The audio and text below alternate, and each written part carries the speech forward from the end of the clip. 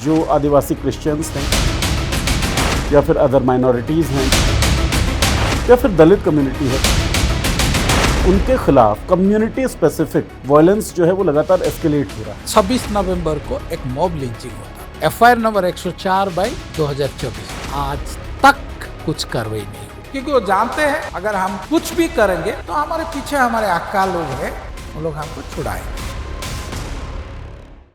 क्या इन हिंसाओं को रोकने के लिए, इन घटनाओं को रोकने के लिए कोई कोशिश कर रहा है? जब भी मैं जाके पार्टी के हायर लोगों के साथ बात करता था, ये सब हो रहा है, आप लोग कुछ कीजिए, फ्रंट आइए, प्रेस मीट बुलाइए, हमको बुलाइए, हम प्रेस में बोलेंगे। लोग समझा बुझा के बात को टाल के खत्म। सरकार जो है इस वक्त उड़ीसा की, जब वो ये खबरें देखती होगी, सुनती होगी, तो उसकी तरफ से कोई सेंसिटिव अप्रोच आपको दिखा है?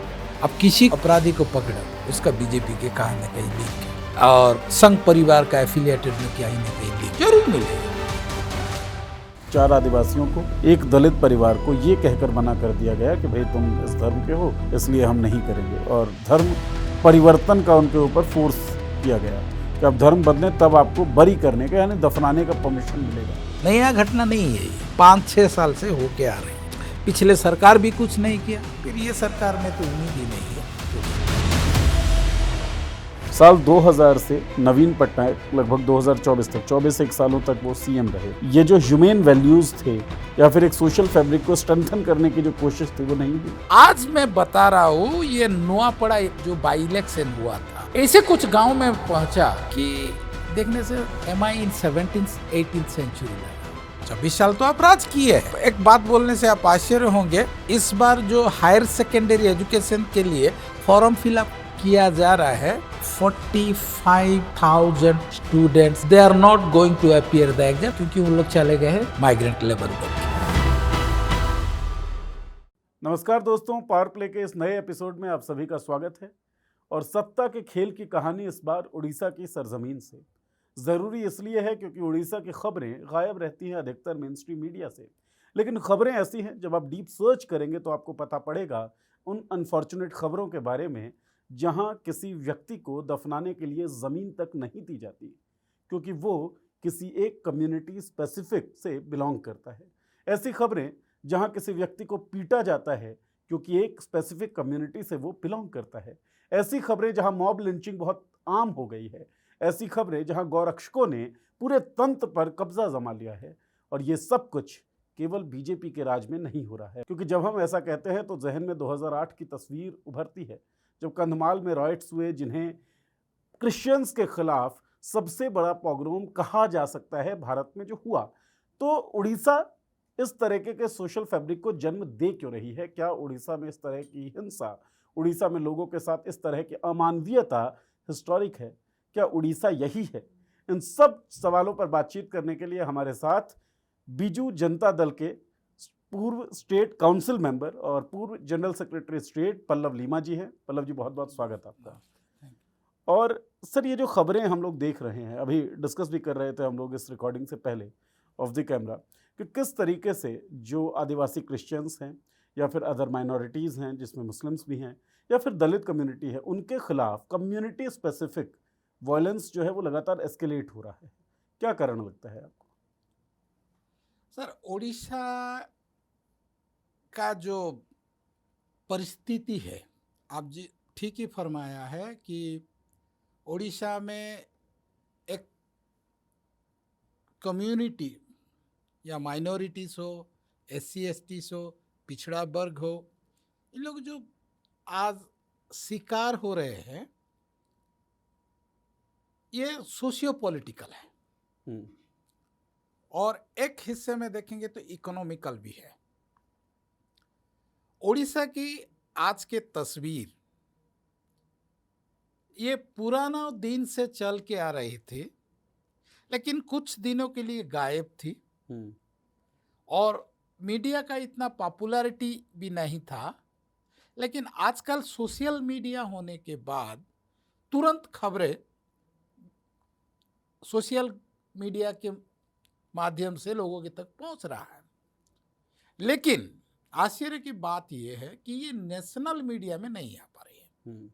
जो सीमित है हमारी जो लोकल मीडिया है, शायद देश की दूसरे कोने में जो उड़िया समझते हैं उन लोग ही उसको देखते हैं, तो उन लोग के पास ये नहीं है, पहुंच रही है। देखिए, उड़ीसा की समस्या आज के तारीख में बहुत गंभीर है सर। जी। गंभीर मैं इसलिए बोलूंगा, हर दिन कुछ ना कुछ हो रहा है। मैं बहुत पीछे नहीं जाना चाहता। एक साल पहले 26 नवंबर को एक मॉब लिंचिंग होता था उड़ीसा में, Gajapati district, Christian dominated district. Police आके रेस्क्यू करते हैं उस आदमी को, रात 2 बजे थाने पे ले जाते हैं, और उसके बाद ना पुलिस उसको लेके मेडिकल ट्रीटमेंट देती है, ना एफआईआर रजिस्टर करती है विक्टिम का। विक्टिम को सहानुभूति दिखाया पुलिस, लेकिन कानूनी कार्रवाई जो होना चाहिए सही ढंग में, जैसे कि सुप्रीम कोर्ट का गाइडलाइन है पुणे वाला जजमेंट के हिसाब से, कुछ भी पालन नहीं हुआ। उसके बाद जब मीडिया में हाइप हुआ, तब दिसंबर महीना के अंत तक जाके एफआईआर रजिस्ट्रेशन होता है। 104 एफआईआर नंबर बोलूंगा, Gajapati district Serang police station, FIR number 104/2024। आज तक कुछ कार्रवाई नहीं हुआ है। आज तक 1 साल हो गया एफआईआर रजिस्टर्ड होके, ना उसके ऊपर कोई इंक्वायरी बैठा है, ना लोकल पुलिस स्टेशन एक्टिवली कुछ कर रहे हैं, ना डिस्ट्रिक्ट पुलिस कुछ कर रहा है। उसके लिए धारणा हुआ, भुवनेश्वर में धारणा भी बैठाया, बहुत कुछ हुआ, कार्रवाई नहीं हो रहा। जब जो आपराधिक तत्व है उन लोग के खिलाफ अगर आप कुछ नहीं करेंगे तो उन लोगों का मनोबल बढ़ता है, वो ज्यादा करने के लिए उसका आते हैं।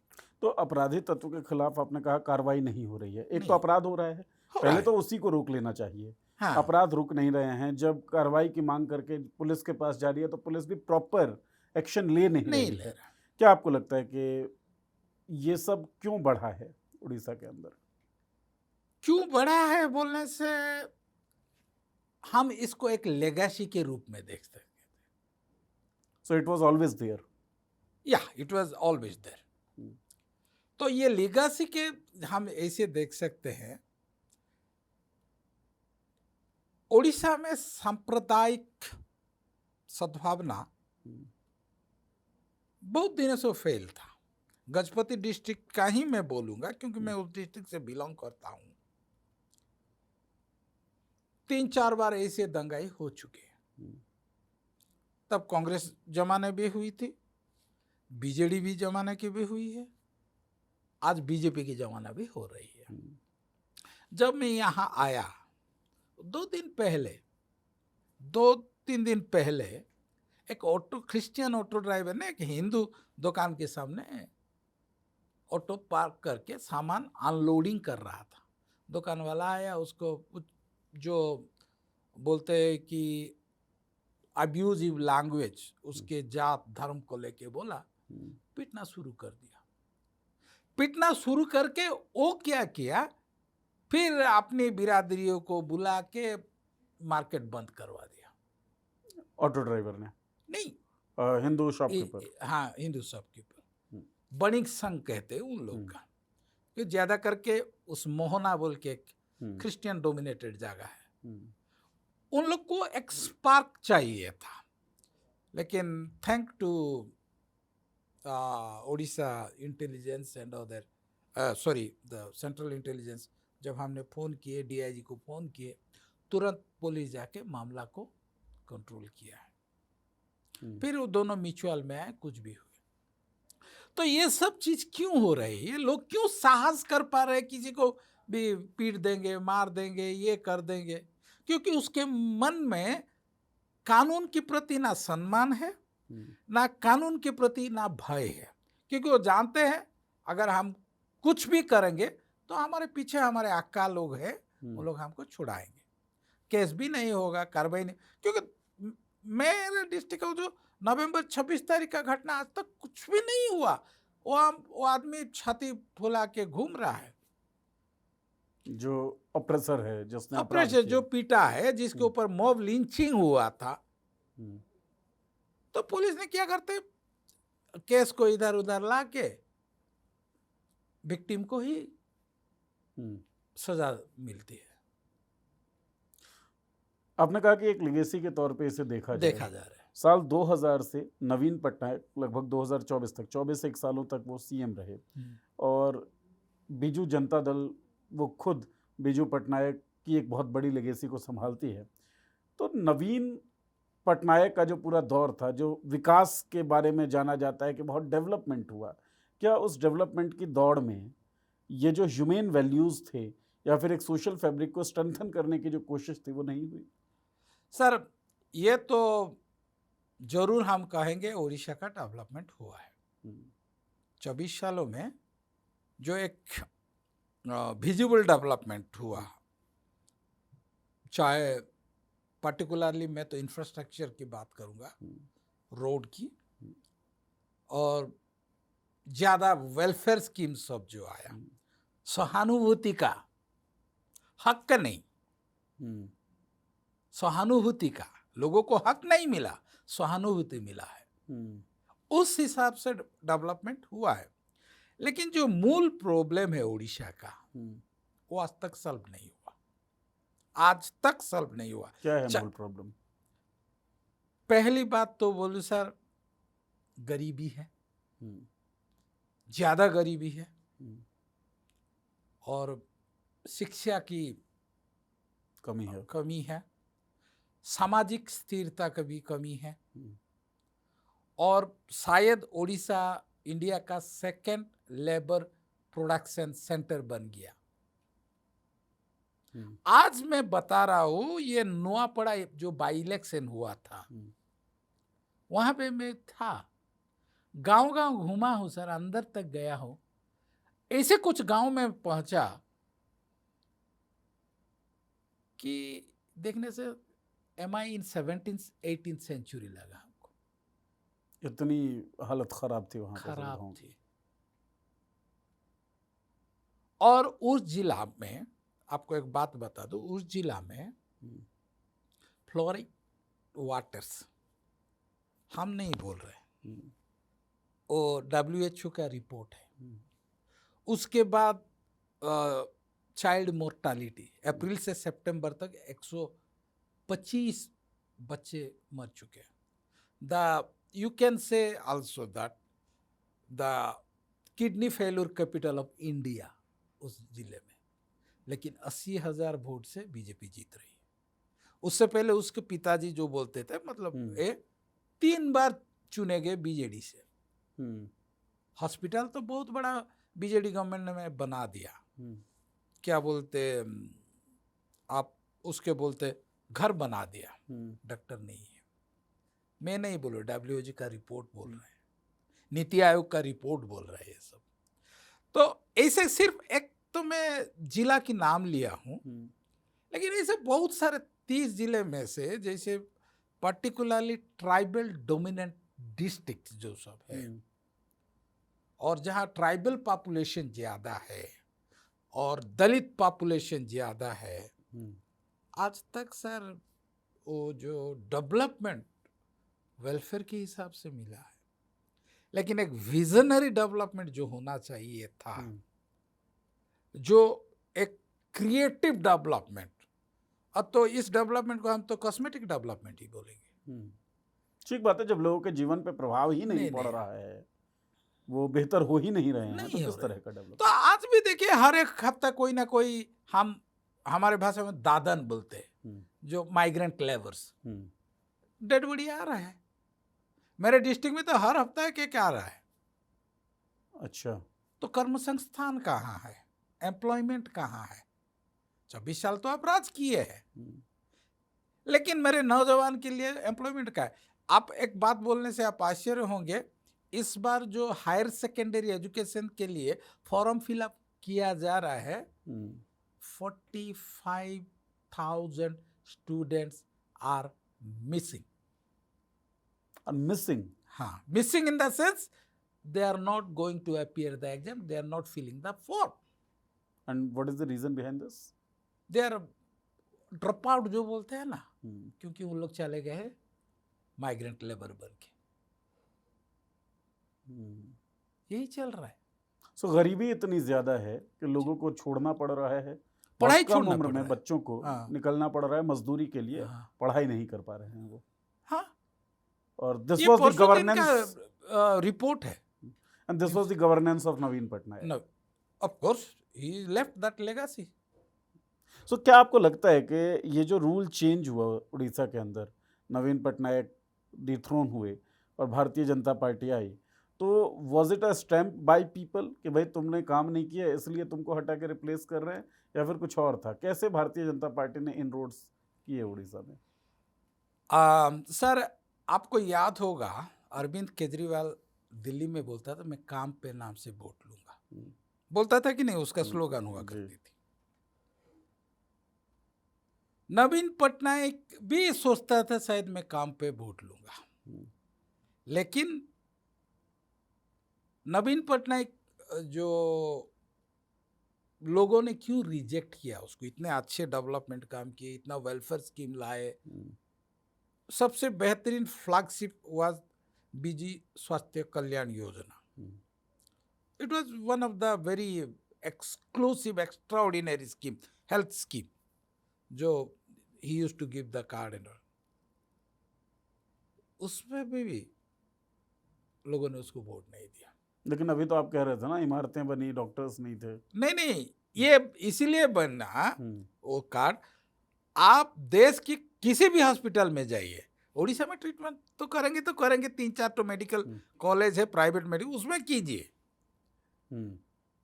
और बाहर का आप दिल्ली में आइए, हैदराबाद जाइए, भेलोर जाइए, कहीं पे भी जाइए,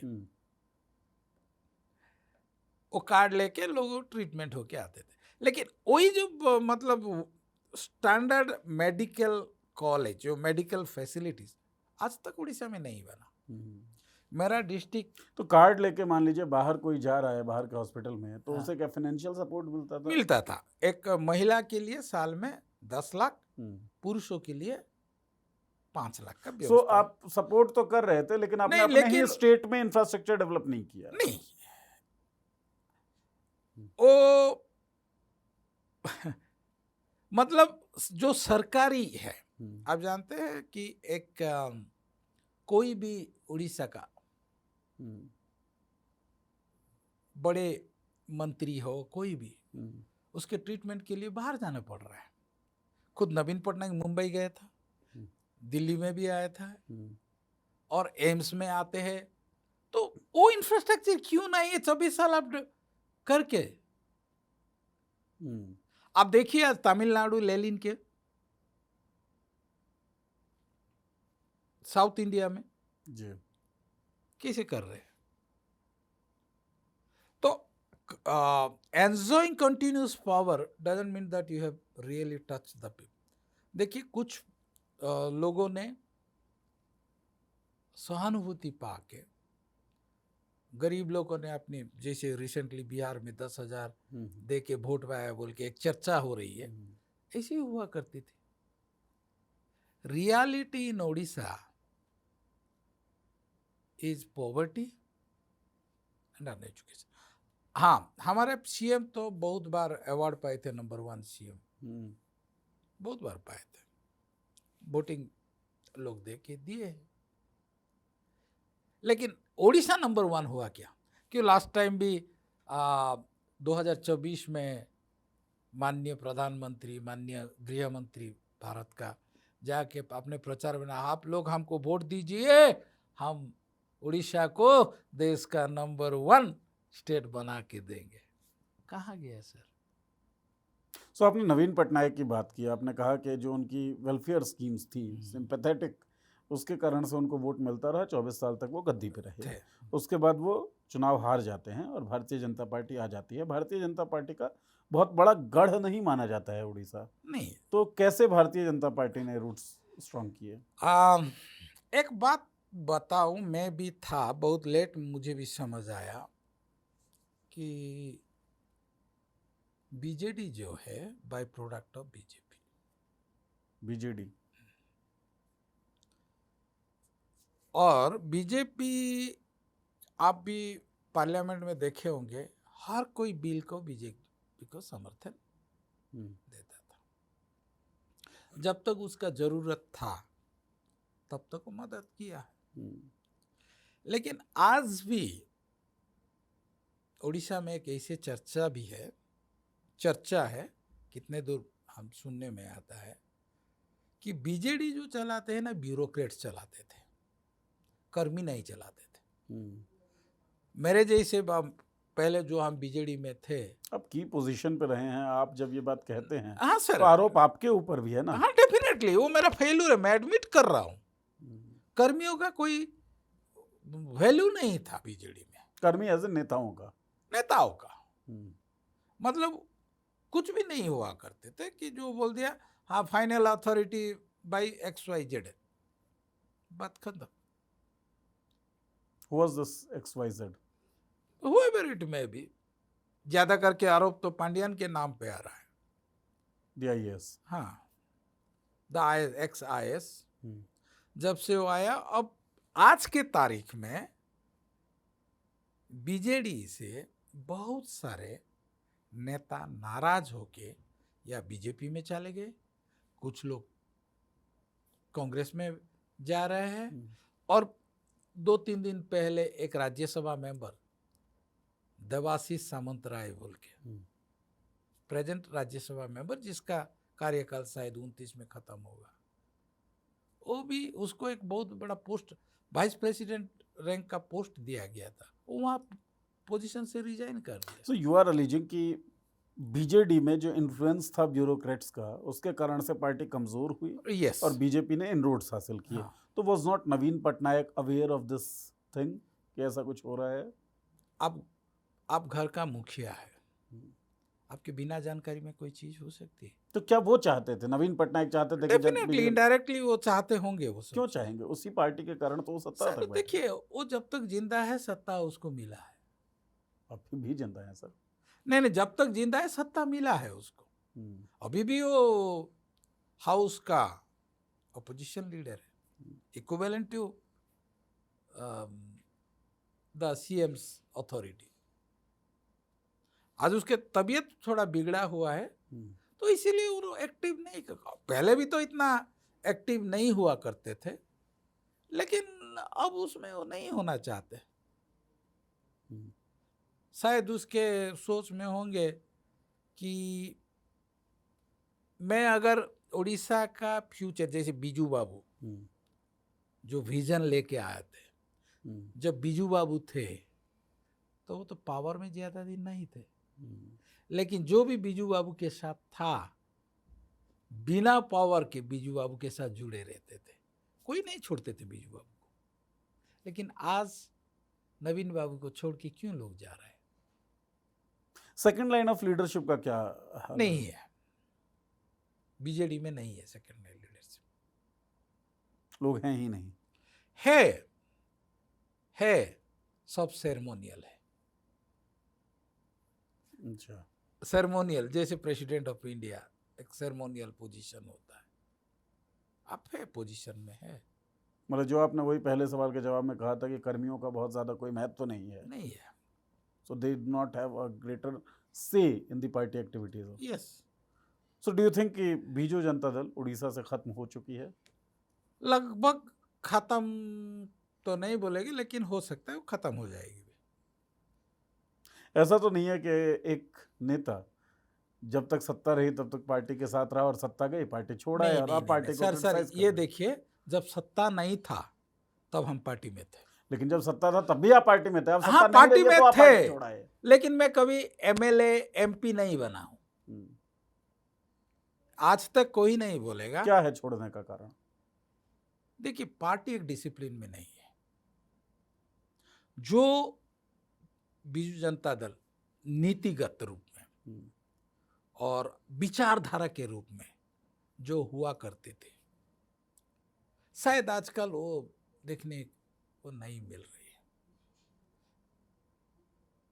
देखने को नहीं मिल रहे। बहुत सारे प्रॉब्लम है। इस उम्र में आप प्रॉब्लम कितना झेलते रहेंगे सर?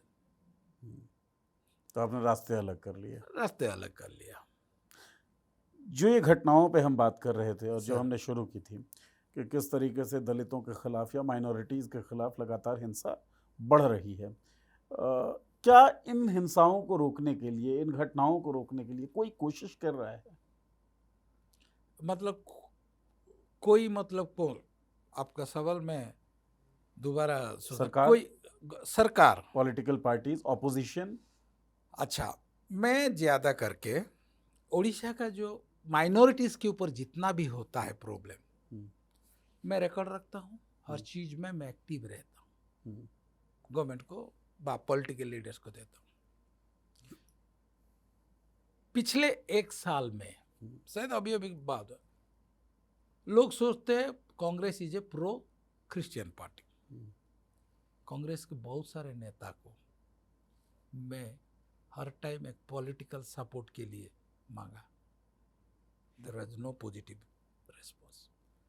बीजेडी को बोल बोल के थक गया, no political support from BJD as well. Yes, and I am being the general secretary of minorities के दायित्व में रह के मैं बोल रहा हूँ जिम्मेदारी के साथ। जब भी मैं जाके हायर पार्टी के हायर लोगों के साथ बात करता था, ये सब हो रहा है, आप लोग कुछ कीजिए, फ्रंट आइए, प्रेस मीट बुलाइए, हमको बुलाइए, हम प्रेस में बोलेंगे। उन लोग समझा बुझा के बात को टाल के खत्म कर देते। तो ये क्या है कि हमारे भाषा में एक बात है, सांप ना मरे लाठी भी ना टूटे। सर, मॉब लिंचिंग्स की जब घटना होती है ना, हाँ, तो मुझे याद है नरेंद्र मोदी और भारतीय जनता पार्टी के समर्थकों पर बड़ा आरोप लगता है, या एफिलिएट जो उनके बॉडीज़ हैं, चाहे वो बजरंग दल है, काफ़ी आरोप लगता है कि ये लोग गौरक्षा के नाम पे हिंसा करते हैं, मॉब लिंचिंग करते हैं। नरेंद्र मोदी जो प्रधानमंत्री, उनका एक भाषण याद आता है कि बड़ा दुख होता है जब इस तरह की घटनाएं होती हैं। कम से कम भाषण में तो उन्होंने ऐसा बोला। तो सरकार जो है इस वक्त उड़ीसा की, जब वो ये खबरें देखती होगी, सुनती होगी, तो उसकी तरफ से कोई सेंसिटिव अप्रोच आपको दिखा है क्या? सर, ना आश्वासन देखा ना अप्रोच दिखा, साइलेंस ही दिखा। साइलेंस होता है, बोलते हैं कि मौन सम्मति लक्षण, वही हुआ और कुछ नहीं हुआ। Silence is a kind of support. So you are alleging कि भारतीय जनता पार्टी की जो सरकार है वो इन हिंसाओं के साथ है। अगर इनडायरेक्टली बोला जाए तो वही है, बढ़ावा भी दे रही है। और जितना मोरल सपोर्ट उन लोगों को मिल रहा है, अब किसी को अपराधी को पकड़ा, उसका बीजेपी के कहीं न कहीं लिंक है, और संघ परिवार का एफिलिएटेड में कहीं ना कहीं लिंक है, जरूर मिलेंगे। और कोई कोई तो एक्स बीजेडी भी है उसमें, ऐसे भी है। ट्राइबल्स के खिलाफ, माइनॉरिटीज़ के खिलाफ, दलितों के खिलाफ मैं खबर पढ़ रहा था, आर्टिकल 14 का एक न्यूज़ है जो बता रहा है कि जो कॉमन बरियल राउंड है उसमें बरी करने का परमिशन भी नहीं मिल रहा है, और 4 आदिवासियों को, एक दलित परिवार को ये कहकर मना कर दिया गया कि भाई तुम इस धर्म के हो इसलिए हम नहीं करेंगे, और धर्म परिवर्तन का उनके ऊपर फोर्स किया गया कि आप धर्म बदलें तब आपको बरी करने का, यानी दफनाने का परमिशन मिलेगा। ये सब कुछ भी हो रहा है सर। हाँ, बहुत कुछ हुआ है। नवरंगपुर में भी हुआ है, कोरापुट में भी हुआ है, कोरापुट डिस्ट्रिक्ट, बारिपदा में भी हुआ है, बालेश्वर में हुआ है, भद्रक में भी, बहुत सारे डिस्ट्रिक्ट में ये बात होते आई है पिछले 5-6 साल से। नया घटना नहीं है ये, 5-6 साल से होके आ रही है। पिछले सरकार भी कुछ नहीं किया। पिछले सरकार में हम भी बोले थे, आप जो क्रिश्चियन सोसाइटी है, मुसलमान सोसाइटी है, उन लोग के एक लैंड अलॉट कर दीजिए, कोई भी है, पंचायत के स्तर पे और ब्लॉक के स्तर पे बरियल के लिए आप कीजिए। तो कार्यान्वयन आज तक नहीं हुआ है, फिर ये सरकार में तो उम्मीद ही नहीं है, छोड़िए। तो इस सब चीज के लिए लोगों को जो पार्टिकुलरली जो ट्राइबल्स लोगों को ये चीज आती है, ट्राइबल्स का तो कोई रिलीजन नहीं है बोलते, तो उसका धर्म परिवर्तन अगर वो क्रिश्चियनिटी में जाता है तो रिटर्न होता कहाँ आएगा सर? हिंदुओं का तो मानना है ना, जो नहीं, मेरे बात तो नहीं, वो कहाँ आएगा? हिंदू में आएगा, तो वो भी तो धर्म परिवर्तन हुआ कि नहीं?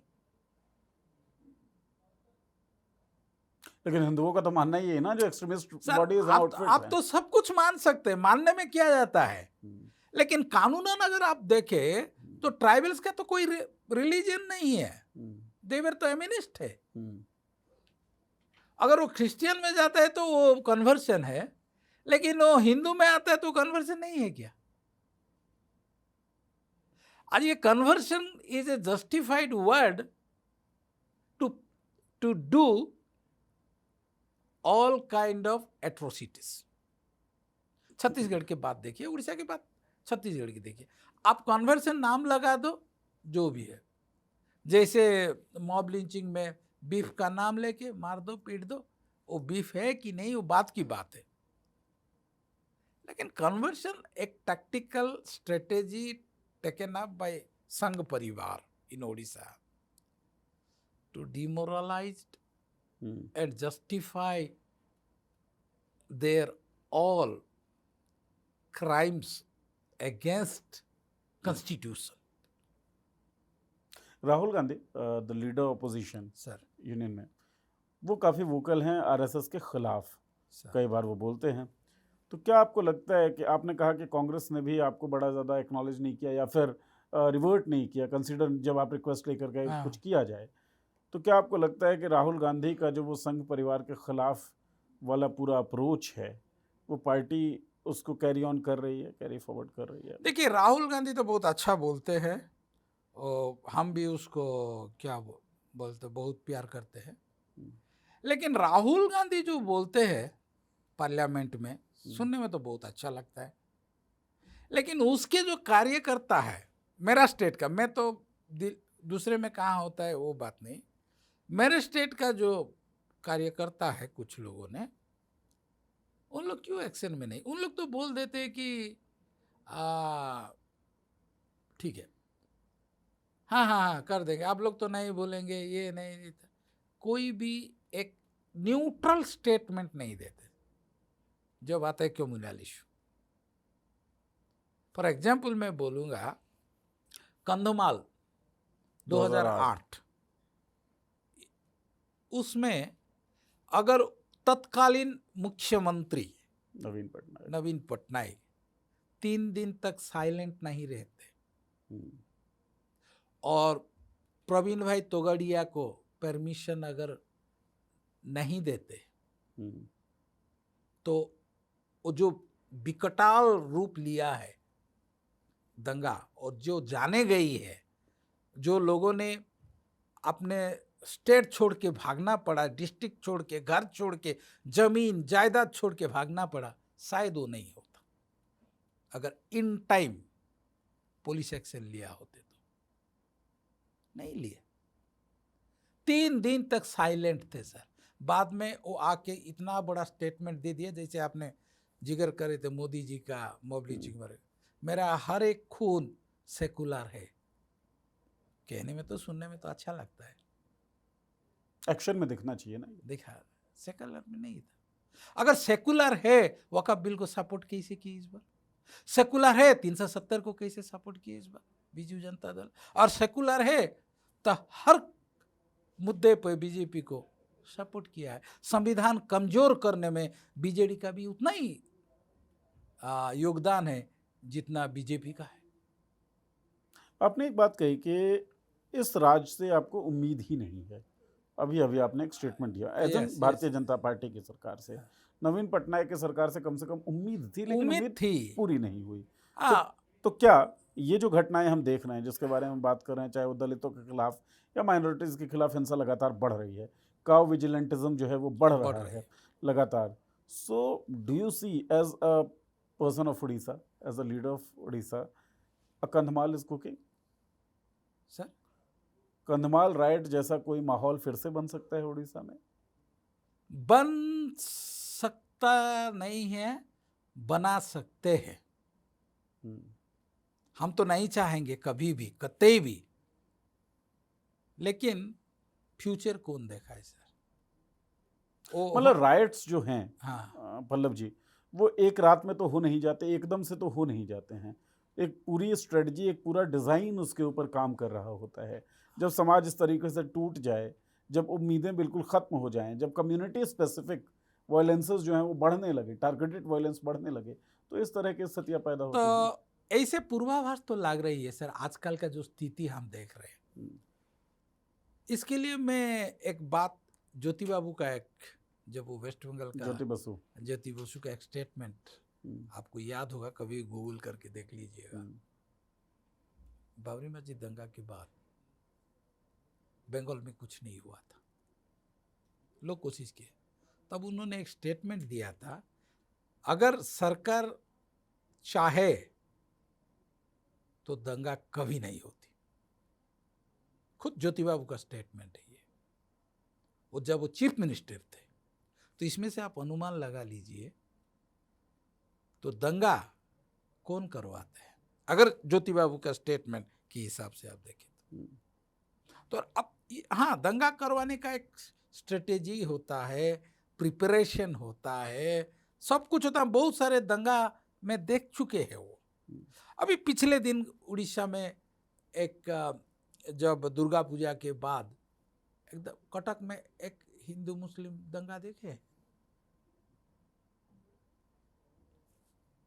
कोई लोग आए कुछ बोल दिए तो immediately that was turn into A right like situation. Curfew जारी हुआ, फ्लैग मार्च हुआ, बहुत कुछ हुआ। उड़ीसा के लोग ही बदमाश हैं, हिंसक हैं, या फिर सरकारों के कारण आपको लगता है ऐसा हो रहा है? सर, उड़ीसा के लोग जितने अच्छे लोग हैं ना, आप शायद बहुत सारे जगह में नहीं मिलेंगे। उड़ीसा के लोग हिंसक नहीं है। कैसे फिर हिंसा की घटनाएं हो रही हैं सर, क्यों हो रही हैं? आरोप तो लगेगा लोगों पर भी। आप सही बोल रहे हैं। उड़ीसा के लोग इतने, ये है ना, हमारा उड़ीसा के लोग बोलते सर्वधर्म समन्वय की एक मिसाल है। उड़ीसा के लोग इतने प्यार मोहब्बत से रहते थे। मैं जिस गांव से आता हूँ, मैं मेरा अपने जिंदगी की बात कर रहा हूँ, पास में जो हिंदू लोग थे ना सर, जब तक पिछले ये रथ यात्रा, आडवाणी का रथ यात्रा जब से निकला था, उससे पहले, राम जन्मभूमि के टाइम की हाँ बात आप हाँ कर रहे हाँ, हैं। उससे पहले हम भी इतने बड़े नहीं थे, मतलब थोड़ा तो दिमाग था, ग्रेजुएशन हो चुका था तब तक। अब आप बूढ़े हो चुके हैं, उस वक्त जवान थे। तो हमारे पास कोई फीलिंग्स नहीं थी। उसके शादी में हम जाते थे, वो आते थे, हमारे जितना भी फेस्टिवल्स मिल के करते थे। आज वो माहौल नहीं है। वो हमको क्या बोलते, विदेशी समझ रहे। जिसके साथ हम पले बड़े उठे सब कुछ किए, वही हाल किसी ने बनाया है, क्रिएट करवाया है, ब्रेन वॉश किया गया है, तब जाके ये माहौल। और जब ब्रेन वॉश है तो डेफिनेटली डेंजरियस। लोग तो हिंसे पे उतर आएंगे। बेकारी है और पढ़ा लिखा भी ज़्यादा नहीं है, अनस्किल्ड है, उम्मीद भी नहीं है, अच्छा चलो कुछ तो मिल रहा है कर दो, ऐसे हो रहा है। Poorest of the poor state में से एक यस, उड़ीसा है। बेकारी बहुत ज़्यादा है, बेरोजगारी बहुत ज़्यादा है, हिंसा की घटनाएं लगातार बढ़ रही हैं। कैसे निकलेगा उड़ीसा? क्या आपका क्या विजन है? आप बीजू पटनायक के साथ काम कर चुके हैं। Sir, we need a visionary leader.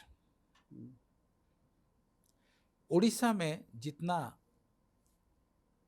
संपत्ति है, मतलब नेचुरल रिसोर्सेस है, उसका अगर सही ढंग से यूटिलाइज किया गया तो सच में उड़ीसा बहुत आगे निकलेगा। देखिए, इतना अच्छा मैनेजमेंट किया था नवीन बाबू ने, फिस्कल मैनेजमेंट में बहुत अच्छा हुआ था, वो मानना पड़ेगा। जो हम पहले ऋण में थे, 2000 करोड़ का बजट से 2 लाख करोड़ तक पहुंचाया। उड़ीसा का डेवलपमेंट उस स्तर में, लेकिन जिस हिसाब से हमारे रिसोर्स हमारे ऊपर खर्च नहीं हो रही है, एजुकेशन में और हेल्थ केयर में, प्योर ड्रिंकिंग वाटर में, चाइल्ड केयर में, इसमें अगर सही रूप में खर्च होगा ना, जैसे बिल क्लिंटन आए थे इंडिया और एक बार बोले थे, knowledge is the currency of future. तो वही उड़ीसा में तो इंस्टीट्यूशन ज्यादा है, लेकिन सब अर्बनाइज्ड है। एक लड़का जो मेरे गांव का लड़का भुवनेश्वर आके रह के पढ़ने के लिए उसके पास ताकत नहीं है। सो मेरे कहने का मतलब है, गवर्नमेंट स्पॉन्सर्ड इंस्टीट्यूशन एजुकेशन के वो बढ़ना चाहिए। आज लोगों को उसके माने आप बिहार के, शायद मैं देख रहा था 38 जिले में अब गीता रामायण पढ़ने के लिए गवर्नमेंट मंदिरों को सेलेक्ट कर रही है। आप सुने देखे कि नहीं जानते नहीं, state sponsored programmes will be there. हम नहीं चाहते sir states should be interfere in any religion. Let state do what is worldly and what is required. Let people do their own religion. Religion should be a private matter. It should be done or practiced privately. But state matter should be only education, healthcare, and holistic development of the coming generation. क्योंकि आज नेहरू जी ने IIT खोला था बोल के CEO सब world का सब टॉप कंपनीज का CEO, that was knowledge. Actually the real wealth is knowledge, है कि नहीं सर? लेकिन वही नॉलेज तो इम्पार्ट नहीं हो रहा है लोगों के पास। आज नॉलेज से गायब हो जा रहा है। लोगों के पास तो व्हाट्सएप के थ्रू नॉलेज पहुंच जाता है। व्हाट्सएप यूनिवर्सिटी, वही तो विडंबना है देश का। अच्छा, एक चीज़ और आखिरी मैं ये सवाल आपसे ले रहा हूँ कि काउ विजिलेंटिज्म या फिर जो रिलीजियस विजिलेंटिज्म है, ये घटनाएं केवल उड़ीसा में नहीं हो रही हैं, देश के अलग अलग हिस्सों में होती हैं। लेकिन अगर उत्तर प्रदेश में ये घटना होती है तो नेशनल मीडिया की सुर्खियाँ बनती है, हरियाणा में होती है तो नेशनल मीडिया की सुर्खियाँ बनती है। उड़ीसा इस मामले में मुझे लगता है कि थोड़ा सा हम कहें अभागा रह गया है। घटनाएं होती हैं, नेशनल मीडिया पे आती नहीं हैं, कारण क्या है? सर मैं तो बोलूँगा बायस भी हो सकता है नेशनल मीडिया का, और नेशनल मीडिया उड़ीसा भारत के हिस्सा बोल के मानते ही कि नहीं माना, पता नहीं है। उड़ीसा की चटपटा खबरें दिखाया जाता है, लेकिन उड़ीसा का जो असल मुद्दा हर कोई डेली, देखिए उड़ीसा से बहुत सारे टॉप जर्नलिस्ट काम कर चुके हैं नेशनल मीडिया में जी, लेकिन उन लोग भी उतना अहमियत नहीं दी है। कितना खर्च करती थी आपकी सरकार जब आप पार्टी के अंदर थे एडवर्टाइजमेंट्स और मीडिया एडवर्टाइजमेंट्स के ऊपर? अरे अरुण शौरी और कौन कौन, प्रभु चावला जैसे लोग नवीन पटनायक की जगह मिलते। और हमारा क्या ये जो